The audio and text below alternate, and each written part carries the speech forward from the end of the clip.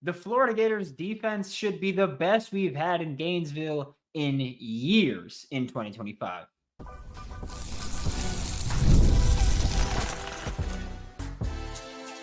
You are Locked On Gators, your daily podcast on the Florida Gators. Part of the Locked On Podcast Network, your team every day. Hello and welcome back to another episode of Locked On Gators, part of the Locked On Podcast Network, your team every day. Thanks for making Locked On Gators your first listen of the day every day. We are available daily and free, wherever it's the podcast and on YouTube. Happy Wednesday. I'm Brandon Olsen. Find me on Twitter at WNS_Brandon. Also, excited to announce that I'm going to start doing some Florida Gators written content. Might announce that today, tomorrow, just finalizing how some of that's going to look, but looking forward to it. This episode of Locked On Gators is brought to you by Monarch Money. Take control of your finances with Monarch Money. Use code LOCKEDONCollege at monarchmoney.com for 50% off your first year. And yesterday we talked about the offensive side of the depth chart. This is going to be the only time this season that we go through a full depth chart. So that's why yesterday we devoted to offense. Today we're devoting it to defense. And we're going to start similar to how we start everywhere. Or kind of offensively, we usually go quarterback to offensive line. Defensively, we always go defensive line to the secondary. And I'm going to hope that I don't get high-pitched even more at the end of this episode like we had on yesterday's show. For some reason, I have to do a bunch of locked on. People can't explain what happened. But starting on the defensive line here, and just for these purposes, defensive line is edge and interior defensive lineman. Starting at Jack, George Gums is going to be the guy that we're going to talk about as a starter. I think that he's going to be up there. I will be very interested to see how much he plays specifically on early downs, which might lead some people to go, he's not the starter. I don't care about it, honestly. I don't care who's listed as a starter. This is a position that they've always been very open, is going to rotate a good bit. That's how you keep guys fresh. That's modern football now. It's just guys rotating a lot at certain positions. Basically everything except quarterback, except offensive line. Positions rotate very frequently now. That's just how football works. Keeps guys fresh, keeps guys healthy, and when they're on the field, keeps them as effective as possible. So George Gums is going to be the starter. I put an or for the backup, which I put the or as LJ McCray or Jaden Woods. LJ McCray, of course, 5-star freshman from the 2024 class. Didn't play a ton in 2024. Got banged up for the start of this season. So who knows exactly how long that's going to take till he's back at 100%. But I would imagine that as the season goes on, we see him take more snaps. And then there's Jaden Woods, true freshman, edge rusher, nothing but rave reviews about him in the weight room, nothing but rave reviews about him on the field. Jaden Woods has gotten the attention of everybody around the Florida Gators program in 2025. The expectation is that he's going to be an impact player. How much of an impact player obviously remains to be seen. But the expectation is that he's going to be a consistent contributor, which if you can get, again, I'm not a huge fan of heavily relying on true freshmen. But if you have a true freshman that's like, hey, he's going to come in and play 10 to 15 snaps per game, that's great, because that means when he's a sophomore, he'll be more prepared and more able to take on a larger role. So George Gums, LJ McCray, Jaden Woods are going to be the main three that you see at Jack. Kofi Asari, the transfer from UMass, will also be in there. I do believe that, we'll see a good bit of him against Long Island and USF next week, especially while LJ McCray is still recovering from his injury. On the opposite side, you're going to have Tyreek Sapp starting at the F with Cameron James backing him up, and that individual position might be the strongest two deep spot. Just that one spot might be the strongest one you got, maybe running back. But Tyreek Sapp played like one of the best overall defensive linemen in college football last year. I thought for sure he was going to be going to the NFL draft, but still needs one more year, I guess, to prove it, because it took him a while to break out. And when you take a while to break out, NFL teams do get a little bit concerned about, well, why did it take so long? And can you Can you sustain that? And so that's going to be a big thing for Tyreek Sapp this year. Cameron James at times, specifically, the Miami game, which we've talked about a lot. Cameron James flashed and looked like he might be one of the better defensive linemen on the team. And he still looks like that. Like he still does. It's just a matter of, whether we'll actually get to see that more consistently in 2025, which I do think we will be able to. 3-tech, Caleb Banks. Caleb Banks is the guy that everyone talks about when we talk about the defensive line. He's usually the first name to come up. Came from Louisville and was not met with a ton of fanfare at the time. Took a little while to get going, but I mean, he ended the season as dominant as any defensive lineman in the country. He was. During that hot stretch he was arguably the most dominant defensive lineman in the country.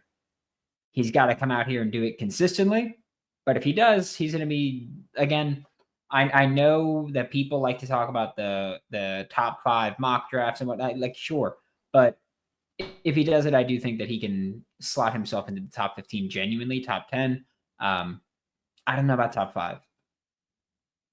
Just don't. But top 15, top 10, definitely possible if he has another strong year like he ended 2024. He does that the whole year. NFL teams are going to love him. I think behind him is going to be Brendan Bett or Brian Taylor Jr. Might depend on the situation, but I do think that Brendan Bett is someone who is kind of being a little overlooked right now because he's a portal player in, but I do think it's very important to acknowledge that, or because he was a spring portal player in, but I do think it's very important to acknowledge, yes, spring portal, but Auburn, very similar defensive system. Ron Roberts was there before he was at Auburn. Or I think I said Auburn before, but Baylor is where Brendan Bett was. It's where Ron Roberts was before he was at Auburn. Should be some familiarity with that system as well. Again, I think that might depend more positionally or more situationally on who they put out there. And then nose tackle, replacing Cam Jackson, replacing Desmond Watson, Jamari Lyons, who prior to the 2024 season, I'm not going to say myself, I did think he was going to play a significant role, but there were genuinely people that around the program that thought Jamari Lyons would replace Cam Jackson going into the 2024 season. Again, that is not a thing we really talked about on Locked On Gators much because I didn't buy it. Cam Jackson, very good at his job. Want proof? NFL draft pick. There we go, as a nose tackle. And honestly, went higher than I think a lot of people thought he would. So Jamari Lyons stepping into big shoes to fill, literally, with Cam Jackson and Desmond Watson gone. But Jamari Lyons stepping into the starter role. I don't want to say very high expectations, but there's been a lot of hype around him, right? And I do think that the hype has gotten to a point where you expect big impact early on from Jamari Lyons. And backing him up is going to be Mekhi Boyroe, who played a good bit as a true freshman last year. And I've said this before, I think for a true freshman, played very well at nose tackle. I don't think it's an easy thing to do. Knowing how to position yourself and knowing how to use your leverage to your advantage is not an easy thing to do for a young player stepping into the SEC, where so many guys in high school are just that dude and they can just destroy people. When you get to the SEC, you kind of get that wake-up call, and Mekhi Boyroe took it in stride, kept the season going, and kept developing throughout the entire season. I thought we were going to see Mekhi Boyroe and DeAndre Robinson there, but DeAndre Robinson, of course, transferred out. Hate to see that because I do think DeAndre Robinson had a lot of potential with this program, but elsewhere, right? I guess that's all you could say about it. We are going to move to the second level, and by second level today, we are talking about linebackers and the star position when we get back with Locked On Gators. Most people can't name all their financial accounts or even what they're worth, whether it's 401ks, properties, or investments. And when you don't have the full picture, you can end up leaving money on the table. That's why there's Monarch Money. It's an all-in-one personal finance tool that brings your entire financial life together in one clean, easy-to-use interface on your laptop or on your phone. And Monarch is built for people with busy lives. If you put off organizing your finances, Monarch is for you. Monarch does the heavy lifting for you, by the way. You can link all your accounts in just minutes, see clear data visuals, get smart categorization of your spending, and finally feel in control of your money without ever touching a spreadsheet. Just saying, the spreadsheets get scary sometimes, right? Don't let financial opportunities slip through the cracks. Use code LOCKEDONCollege at monarchmoney.com in your browser for half off your first year. That's 50% off your first year at monarchmoney.com using code LOCKEDONCollege. And I'll tell you what, yesterday was Futures Day, and I gave FanDuel a lot of money, but I'll tell you what, in a few months, they're going to give me a hell of a lot more back. The NFL season is almost here, and FanDuel's making sure you're ready for kickoff with a can't-miss offer. Right now, new customers can bet $5, and if your bet wins, you'll get $300 in bonus bets to use across the app. Use it wisely. Get $300 in bonus bets. I'm just saying, it's not that hard to turn 5 into 300.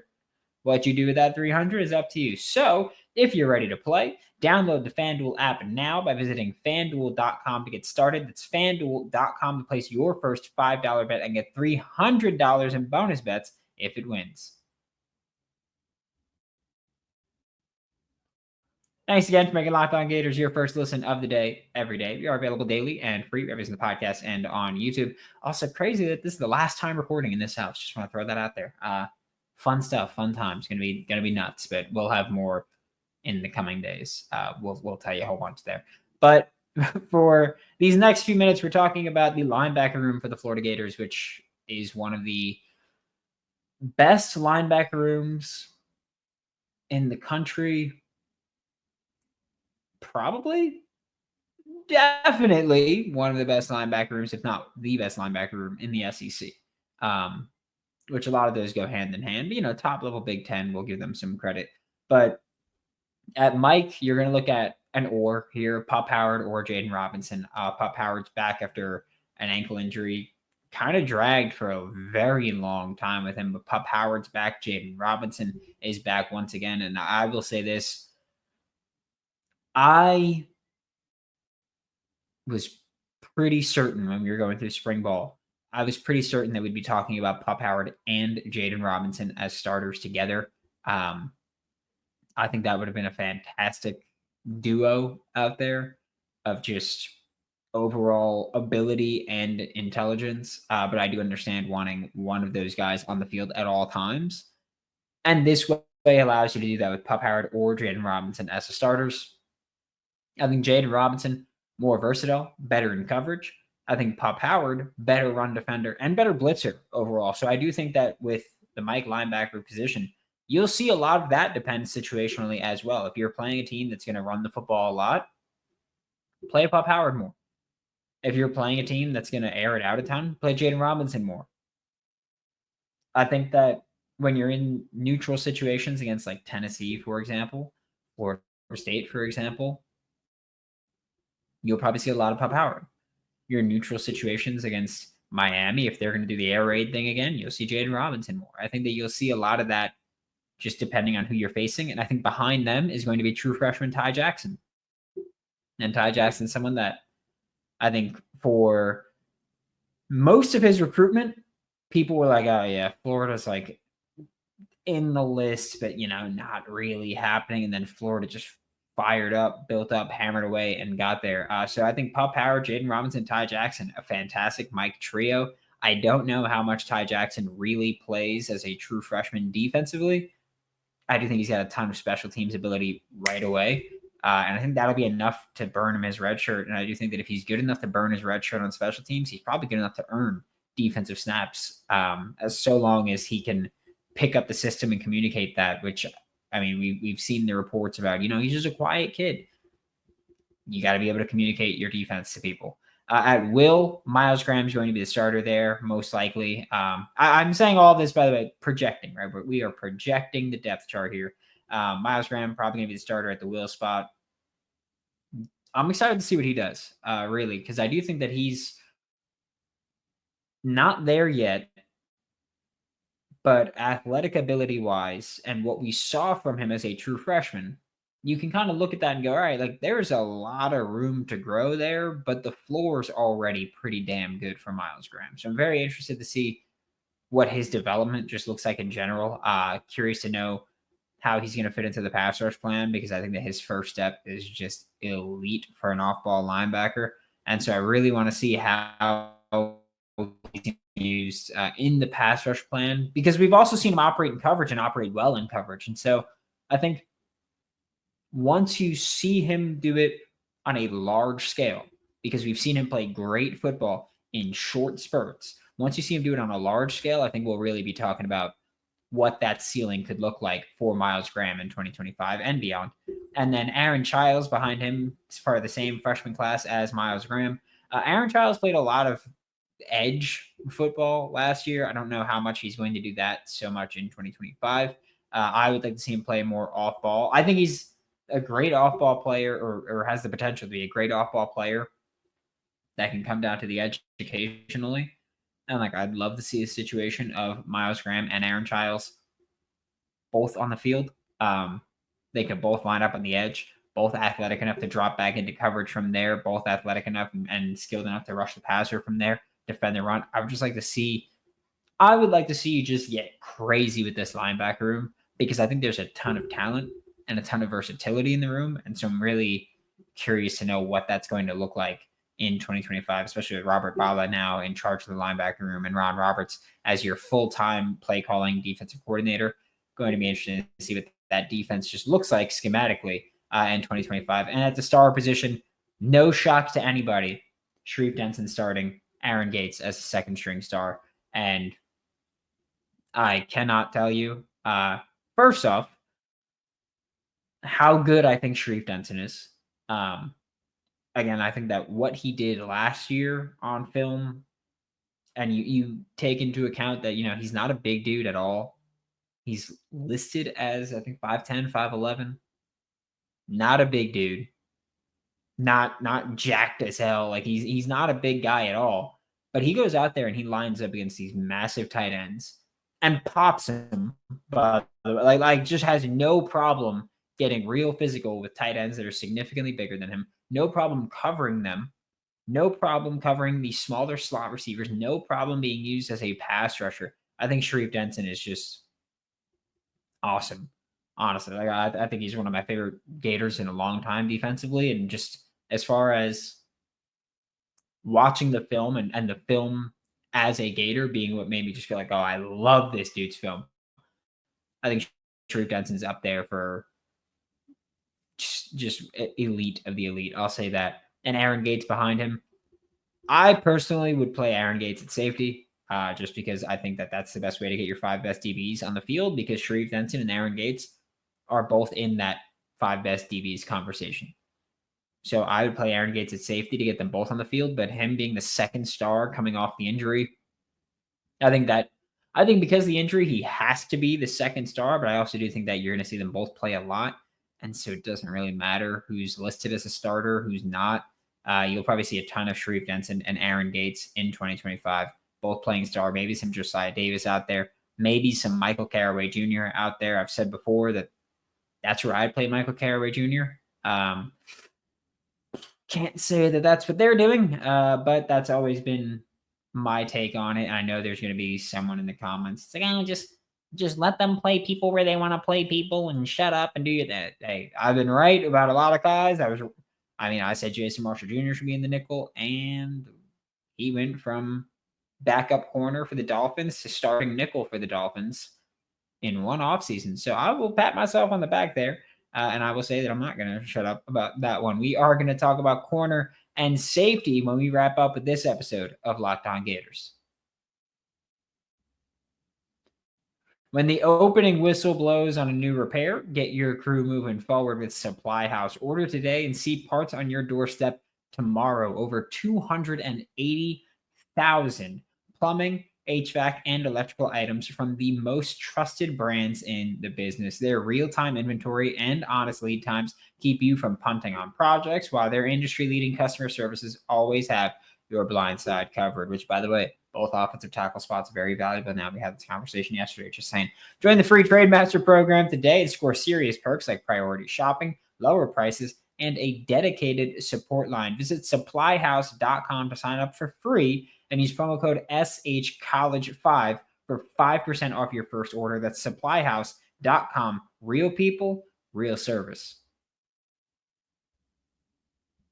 Thanks again for making Locked On Gators your first listen of the day every day. We are available daily and free reviews in the podcast and on YouTube. And to wrap up today's show, we're staying in the secondary. We talked about nickel, star, whatever you want to call it. Now we're talking about just outside corner and just safety. And I will say this for safety, which we're going to start with corner, but for safety, I didn't specify.